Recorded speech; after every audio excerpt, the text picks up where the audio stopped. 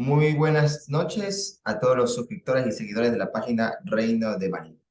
Hoy vamos a hablar sobre un dogma mariano, la Inmaculada Concepción. Y para ello tenemos un invitado especial, José Garro, desde Costa Rica. ¿Qué tal, José? ¿Cómo estás? Saludos, mi hermano Santiago. Un gusto estar aquí. Dios te bendiga. Gracias por la invitación. Y bien, gracias a Dios, ¿no? Pues muy honrado que me tomes en cuenta y saluda a toda tu audiencia. De verdad, un gusto estar acá.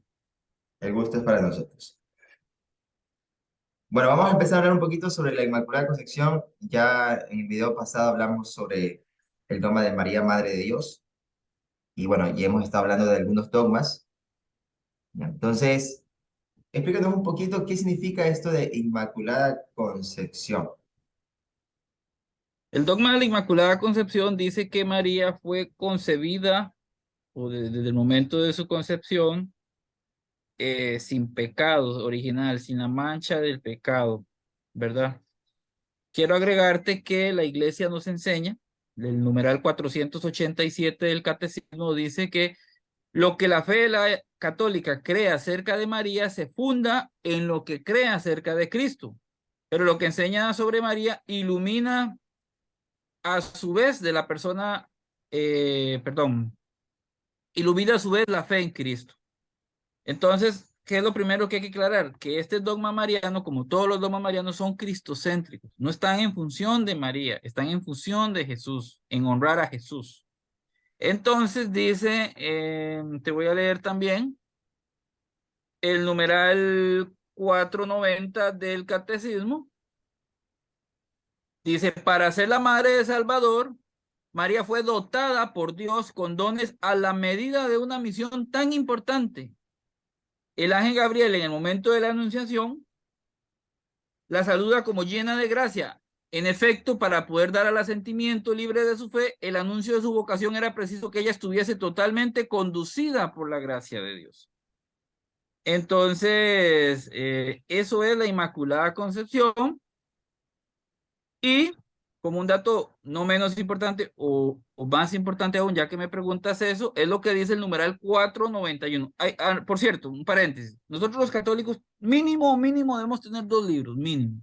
La Biblia para conocer la palabra de Dios y el catecismo para entenderla. Nosotros, gracias a Dios, somos regidos por un magisterio dejado por Cristo. De manera que los católicos no nos llevamos por el yo pienso, el yo opino. No, eso no vale. Nosotros nos regimos por lo que nos manda la Santa Iglesia Católica. Por eso a mí me gusta citar el catecismo. Dice el numeral 491.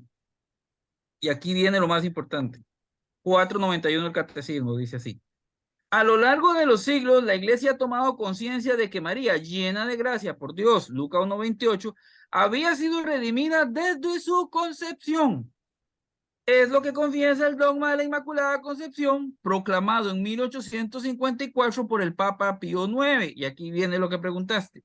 La bienaventurada Virgen María fue preservada inmune de toda la mancha de pecado original en el primer instante de su concepción, por singular gracia y privilegio de Dios omnipotente, en atención a los méritos de Jesucristo, Salvador del género humano. O sea que ella fue libre de la mancha de pecado original en atención a los méritos de ella, dice el catecismo. No, a los méritos de Cristo. ¿Por qué?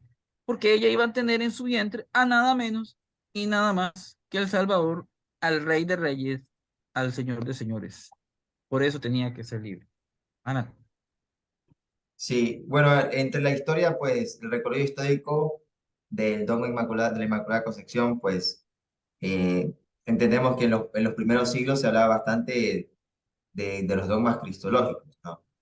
Y más adelante también ya se está hablando un poquito más después de los dogmas marianos, pero no es algo que la iglesia se ha inventado, como algunos dicen, ¿no? Es algo que está en la Biblia, pero también es algo que está también en la tradición de la iglesia, ¿no? Especialmente en los padres de la iglesia. Me gustaría citar a un padre, ¿no? San Irineo, y hablar un poco de esa desobediencia de Eva, ¿no? Que fue eh, contrarrestado con la obediencia de María, ¿no? Que, lo cual nos trajo la redención, ¿no? Gracias al nacimiento de Jesucristo. Bueno, decía, por ejemplo, los primeros cristianos la llamaban a María la toda santa, ¿no? La panágida, ¿no? La toda santa, la que agrada del todo a Dios, la siempre bendita, ¿ya? Pero había un problema, ¿no? Que después ya en la época medieval se despertó, que fue Santo Tomás de Aquino, que dice, bueno, y si María es Inmaculada Concepción, ¿eso quiere decir acaso que Jesús no murió por ella? ¿Cómo usted explicaría eso? Mira, ahora que me tocas el tema de Santo Tomás de Aquino, te voy a buscar algo que tengo por aquí en este documento para aclarar algo de este padre, de este doctor de la iglesia. Bueno, primero que todo, obviamente él fue un gran maestro, un gran referente teológico, ¿verdad? Quizá el más grande, pero él lo que dio fue una opinión teológica en su momento, ¿verdad? Pero él no es magisterio. Eso, por un lado. Ahora, hay que entender que hubieron tres etapas, por decirlo así, en la vida de, o en el pensamiento de Santo Tomás de Aquino. Él primero lo acepta, después como que duda, pero después él vuelve a recapacitar en este tema y él termina aceptando el dogma de la Inmaculada Concepción, es lo que te voy a leer, espérame por acá porque lo quiero, creo que lo tengo por aquí, las citas. Esto fue un tema que, por cierto, le agradezco a mi hermano Richbel Meléndez la información compartida. Vamos a ver si lo tengo, pero aquí sí, pero sí te puedo decir eso, que él terminó, Santo Tomás de Aquino sí terminó aceptando el dogma de la Inmaculada Concepción, que deben saber, se fue madurando a través de los siglos. O sea, cuando que se define en 1854, no quiere decir que ahí se inventó ese dogma. No, eso se fue madurando a través del tiempo. Ok, bueno, con respecto a Santo Tomás de Aquino y el tema de la Inmaculada Concepción, debemos decir, o retomar lo que te decía, que se divide en tres etapas: la edad temprana, antes de 1254, donde Santo Tomás afirmó la Inmaculada Concepción de María en la revisión de sentencias; la fase intermedia, 1254 a 1272, en la Suma Teológica, Santo Tomás negó la Inmaculada Concepción de María, pero hay una fase final, después de 1272, Santo Tomás volvió a su fe de la Inmaculada Concepción. Por ejemplo, en la fase inicial de 1253 al 54, en el comienzo de su carrera, se apoya al privilegio probablemente debido a la tradición litúrgica, así como a causa de piadosa admiración a la perfecta santidad de la Madre de Dios, ¿verdad? En este periodo escribió: en la tercera, respondo diciendo que alcanza la pureza la eliminación del contrario, lo que puede haber alguna criatura que entre las cosas creadas ninguna es más pura que ella, sino que en cualquier contagio del pecado, y esta era la pureza de la Virgen, que era inmune del pecado original, en las sentencias, ¿verdad? En la fase intermedia, que es lo que citan los protestantes, en la Suma Teológica, parte 3, es cuando él dice: en cambio la Virgen María sí contrajo el pecado original, aunque fue purificada él mismo antes de nacer. Ahora, aquí hay que aclarar algo. Sí dice que fue purificada antes de nacer. Lo que pasa es que acuérdense que en esa época no se tenía la noción científica de la concepción como hoy en día. Casi que era lo mismo para ellos, lo que nosotros entendemos hoy por concepción, ¿verdad? Hay que entender eso, el pensamiento de la época. Pero de todas maneras, él nos dice al final, en la fase final de su vida, escrito alrededor de 1273, reafirma su creencia en la Inmaculada Concepción en la exposición supertexto, bueno, ahí me disculpan la pronunciación, Salutiaton, o la salutación angélica. Dice así: Pues ella evitó todo pecado más que santo alguno de Cristo, pues el pecado o es el original y de este fue purificada en el seno materno, o es el mortal o el venial y de estos estuvo libre. Exposición de la salutación angélica de Santo Tomás de Aquino. Y también dijo, todos los hijos de Adán fueron concebidos en pecado, excepto la Virgen María, muy pura y muy digna, que ha sido completamente preservada de todo pecado original y venial. Esto en los comentarios sobre el tercer capítulo de la epístola de los Gálatas, sexta lección. Entonces, ¿qué aclaro con esto? Que Santo Tomás de Aquino terminó creyendo en la Inmaculada Concepción. Adelante, Benito. Sí, yo quería agregar, por ejemplo, ya más adelante de la escuela franciscana, ¿no? Nace también esta idea, ¿no? De la redención preservativa, ¿no? Que dice que es la redención más perfecta. Dice que sostiene su plena dimensión cristocéntrica, ya que la Virgen ha sido santificada desde el primer instante, desde su concepción, por los méritos del Redentor.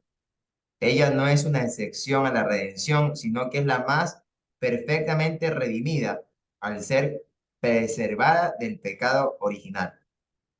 Ya vemos que, como usted acaba de decir, ¿no?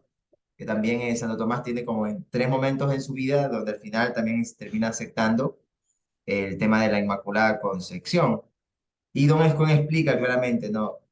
Que no es que, como acabamos de decir, no es que Jesucristo no le salva, ¿no? Sino María que es salvada también por los méritos también de la pasión de Jesucristo, pero es salvada de una manera más perfecta, ¿no?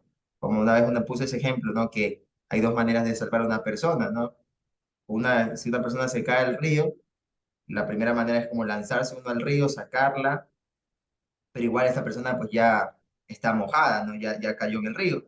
Y la otra persona después, y la otra manera de salvar, no, esta persona es antes de que caiga el río. Entonces, Dios salvó a María, pues, como de manera más perfecta, ¿no? La salvó preservándola completamente del pecado original. Yo quería preguntar así brevemente, para que sea algo más sencillo de explicar, ¿cuáles serían pues esos motivos por el cual María tenía que ser Inmaculada Concepción? Yo voy a dar un motivo aquí. Especialmente los judíos creían que el pecado original se transmitía de generación en generación, de madre a hijos, por medio de la sangre. Ellos hablaban bastante de eso. O sea que si quería que nos explique así, ¿cuál sería ese motivo, no? ¿Por qué María tendría que ser Inmaculada Concepción libre de pecado? ¿Por qué Dios lo quiso así? Bueno, podemos, aquí donde podríamos dar varias razones bíblicas, ¿no? Ahora, ¿qué es el pecado original para empezar? Bien, que lo hemos mencionado aquí. El catecismo, por ejemplo, en el numeral 405 dice, no lo voy a leer todo, pero por ejemplo dice que el pecado original es la privación de la santidad y de la justicia originales, ¿verdad? Y lo vemos, por ejemplo, cuando la Biblia dice en Salmo 51:7, en pecado me concibió mi madre. La humanidad pierde ese estado de amistad, de gracia con Dios. Y de ahí viene la inclinación al pecado, la concupiscencia. Ok, María es preservada de esa mancha, ¿por qué?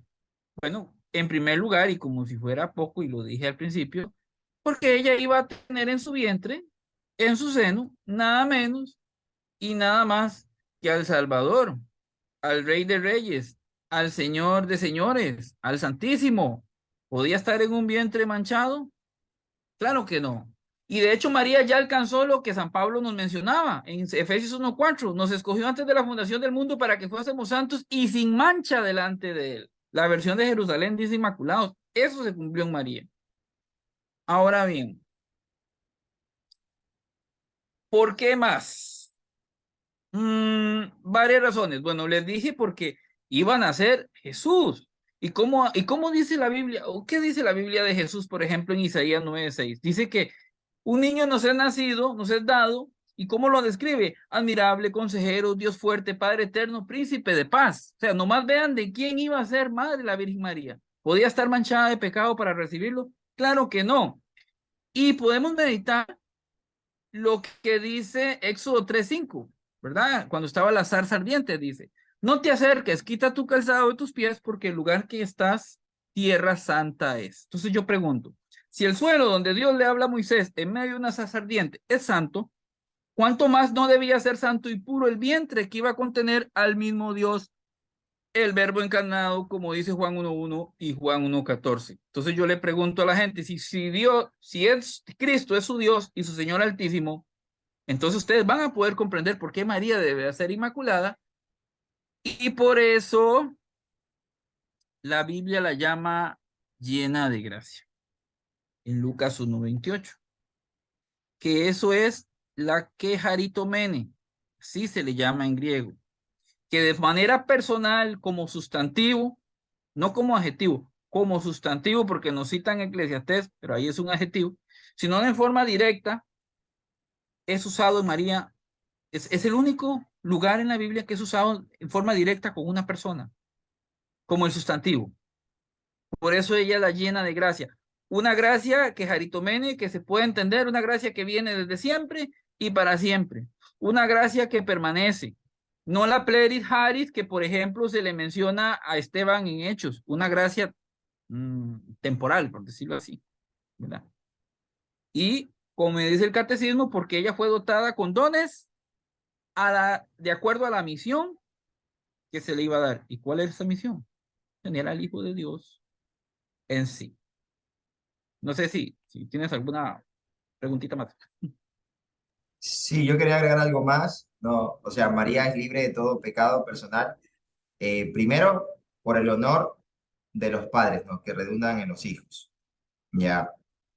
Segundo, porque María tuvo una especial afinidad con Cristo que tomó carne de ella. Y tercero, porque el Hijo de Dios, que es la sabiduría de Dios, habitó en ella de una manera singular, no solo en el alma, sino también en sus entrañas, ¿no? Esto Santo Tomás de Aquino lo dijo. O sea, claramente pues entendemos que el honor de María también se entiende, ¿no? Que es especialmente, se redunda, reside en que es la madre de Jesucristo, que es la madre de Dios. O sea, la dignidad de la Virgen María entendemos que está también en su maternidad, también en su misión. O sea, eh, no es que iba, como usted dijo, no es que iba a ser mamá de cualquier persona, no, la mamá del vecino, etcétera. Iba a ser la madre de Dios. O sea, por lo tanto, Dios iba a elegir la persona más idónea. Y esta persona, como hemos dicho, tenía que ser santa, porque el que iba a nacer también es santo. Entonces, muchas veces los evangélicos dicen, ¿por qué le damos a María tantas virtudes? ¿Por qué hablamos tanto de María? Pues Dios mismo la ha elegido, ¿no? Y Dios mismo lo ha creado con esas virtudes necesarias para estar a la dignidad y a la altura de ser la madre de Jesús, la madre de Dios, ¿ya? Bueno, y también lo que usted ha dicho, ¿no? Que es claramente, ¿no? Que en su vientre iba a habitar Dios mismo, ¿no? Sí. Si a veces vemos en el Antiguo Testamento que cuando Dios hablaba con Moisés en las tiendas, ¿ya? Vemos que el pueblo de Israel no podía ni acercarse. Y si alguno de ellos estaba en pecado, moría al instante, ¿no? Al instante, igualmente en el templo, ¿no? Cuando estaba el arca, ¿no? Y cuando hacían en el Santo Santorio, cuando hacían estos sacrificios, los sacerdotes tenían que estar limpios, puros, para estar delante de la presencia del Señor. Y si estaban con algún pecado grave, ¿no? Y se exponían en la presencia del Señor, muchos de ellos morían, ¿no? Hay algunos casos en el Antiguo Testamento. O sea, entonces María no solamente, podemos pensar así, es que contempló a Dios, lo vio a Dios, sino que Dios mismo habitó en sus entrañas. Es una relación muy íntima, muy profunda con la Santísima Trinidad, ¿no? Porque sabemos que el Padre, el Hijo, el Espíritu Santo vivieron, ¿no? Tuvieron una relación perfecta con la Virgen Santísima. Incluso hay teólogos que la llaman, ¿no? Hija de Dios Padre, ¿no? Madre. de Dios Hijo y esposa de Dios Espíritu Santo. Entonces es increíble, ¿no? La Virgen María, lo que significa la Virgen María. Ya, yo quería Yo- preguntarle a usted, si quiere agregar algo así, pero quería preguntarle sí, antes es de seguir que, hablando. de hecho, que están mencionando eso del Antiguo Testamento, parte de este tema es entender que por eso llamamos a María Arca de la Nueva Alianza. Y te voy a leer el numeral, porque digamos, lo que yo digo no es opinión mía, es doctrina de la iglesia, por eso uso el catecismo. Numeral 2676, párrafo 2, dice así: llena de gracia, el Señor es contigo. Las dos palabras del saludo del ángel se aclaran mutuamente. María era llena de gracia porque el Señor está con ella. Casi nada, ¿verdad? La gracia de la que está colmada es la presencia de aquel que es la fuente de toda gracia. Alégrate, hija de Jerusalén, el Señor está en medio de ti. Sofonías 3:14. María, en quien va a habitar el Señor, es en persona la hija de Sión, el arca de la alianza. Como dice el catecismo, el arca de la alianza, el lugar donde reside la gloria del Señor, lo que vos decías. Ella es la morada de Dios entre los hombres. Apocalipsis 21:3. Llena de gracia, se ha dado todo al que viene a habitar en ella. ¿Y por qué decimos que es el arca de la alianza? Ustedes saben, como dice Hebreos 9, del 2 al 4, que en el tabernáculo estaba una parte que se llamaba el Santísimo y en el lugar santísimo estaba el arca del pacto cubierta de oro, donde se guardaba la vara de Aarón y las tablas del pacto y el maná, que ustedes también saben que esos son prefiguras de Cristo, ¿no? La vara de Aarón, el sacerdocio, la autoridad de Cristo. Las tablas de la ley, ahora Cristo es el verbo encarnado. El pan, el maná, la prefigura de Cristo en la Eucaristía, pan vivo bajado del cielo, lo que dice Juan 6:35 en adelante. Todas esas prefiguras de Cristo estaban en el arca, en el lugar santísimo. Esa arca era especial, era santísima. Solo el sumo sacerdote podía entrar ahí. María no tiene prefiguras de Cristo. María tiene al mismo Cristo. Si el lugar se llamaba santísimo y esa arca era especial, ¿cuánto no más es santísima y especial? No a la que tiene prefiguras de Cristo, a la que tiene al mismo Cristo, al Dios eterno. Ahora, para agregar algo más a este punto, hay un paralelismo interesantísimo en la Biblia que no es casualidad, y lo quiero mencionar, ese no se puede pasar por alto. Por ejemplo, danza. David danzaba frente al arca, 2 Samuel 6:14. El niño dio saltos en el vientre de Santa Isabel cuando llegó María embarazada, Lucas 1:41. Visita. David dijo, ¿cómo voy a llevar a mi casa el arca de Yahvé? 2 Samuel 6:9. ¿Quién soy yo para que venga a verme la madre de mi Señor? Lucas 1:43, dijo Santa Isabel. 3 meses. El arca permaneció 3 meses en casa de Obededón, 2 Samuel 6:11. María se quedó cerca de 3 meses en casa de Isabel, Lucas 1:56. Sombra del Altísimo, ojo con esto, la nube, la gloria cubrió el arca, Éxodo 40, 34 y 35, Primera de Reyes 8:10. Y dice el Nuevo Testamento, el Espíritu Santo vendrá sobre ti y el poder del Altísimo te cubrirá con su sombra, Lucas 1:35. Y quiero reflexionar algo aquí. La nube representaba la presencia de Dios en el Antiguo Testamento, Éxodo 24:16. Esa gloria de Dios cubrió el arca. Sobre María también descendió la presencia de Dios. En esto vemos que ella no estaba destituida de la gloria de Dios, como dice Romanos 3:23. Todos pecaron y están destituidos de la gloria de Dios, pero María no. Es una gran semejanza lo que pasa con el arca y lo que pasa con María. Y tan sagrada era el arca que un hombre murió por tocarla. Ustedes saben lo que pasa en 2 Samuel 6:6 al 7. Pues más santa y pura debería ser la mujer que llevaría en su seno al mismo Dios. Y Santa Isabel también la llama igual que lo hace con el fruto de su vientre. Bendita tú entre las mujeres y bendito el fruto de tu vientre. Y ustedes saben que todo árbol se conoce por su fruto. Jesús dijo que un árbol malo no da frutos buenos. Bueno, pues dice Santa Isabel que el fruto de María es bendito, como el bendito, bendita eres y bendito es el fruto de tu vientre. Entonces, agregando lo que vos decías, por eso la iglesia la llama el arca de la nueva alianza. Y ese paralelismo no se puede ignorar. No sé, me ibas a preguntar algo o decir algo. Quería hacer la última pregunta, algo que nos explique en qué bula y en qué año o qué papa fue realmente el que decretó este dogma. Y antes, pues, antes que también que nos responda, pues quería agregar algo más.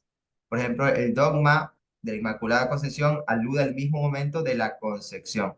O sea, cuando se produce la infusión del alma, es por lo tanto erróneo sostener que fue santificada en el seno materno o antes de su nacimiento. Ya, entonces hay que dejar bien claro eso. Y también el hecho de ser preservada del pecado original fue un don absolutamente singular, que por omnipotencia divina la sustrajo de la ley general de todos los hombres. La causa meritoria de la Inmaculada Concepción es, como hemos dicho, el mérito de Cristo, por mérito de Cristo. También quería pues agregar ya lo último, ya, no solo el alma fue inmune de toda mancha de pecado original, es decir, no contrajo el pecado original, pero en la actual economía de la gracia, en la que todo hombre nace manchado, la alternativa es o en gracia o en pecado. La inmunidad del pecado original supone necesariamente la santificación por la gracia y se puede hablar tanto de Inmaculada Concepción de María como de Purísima Concepción.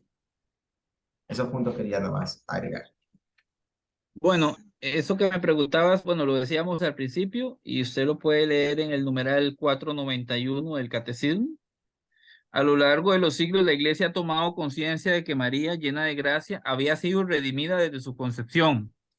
Y el Catecismo hace esta aclaración porque eso fue un dogma, no que se inventó recientemente, se fue comprendiendo mejor, Recuerden que en muchos temas a lo largo de los siglos en la Iglesia se han ido madurando y comprendiendo mejor.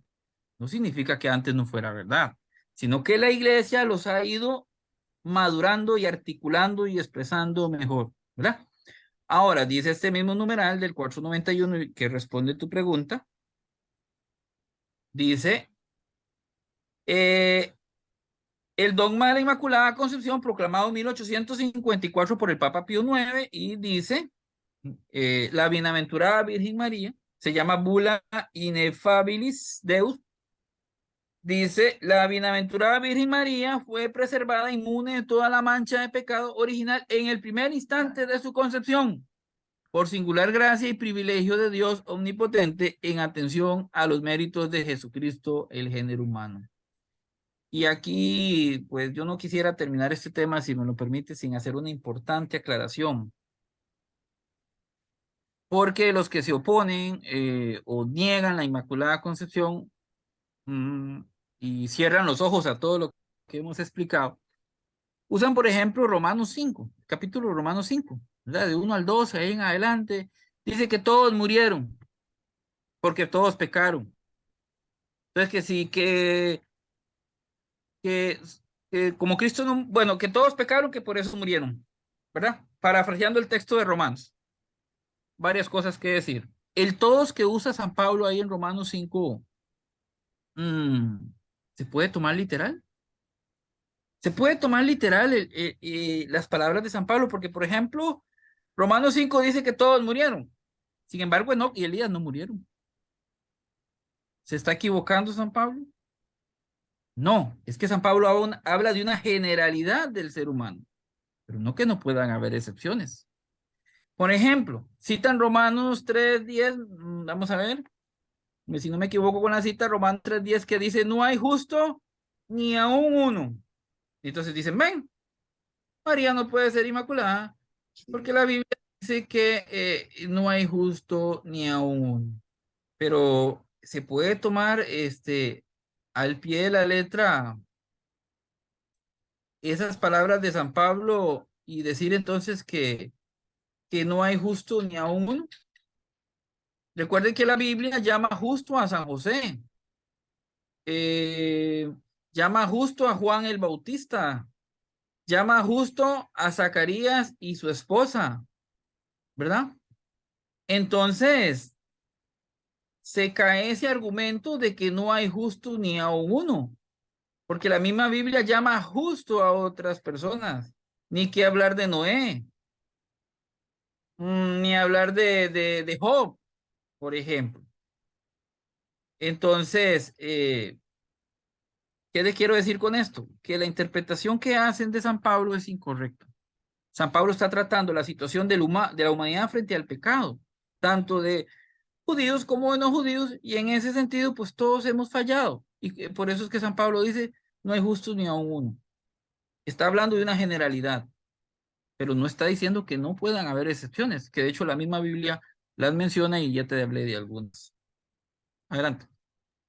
Muchísimas gracias, José, por aceptar la invitación y por tu disponibilidad. También recuerden seguir al hermanito José en su canal de YouTube, que tiene el mismo nombre, José Garro.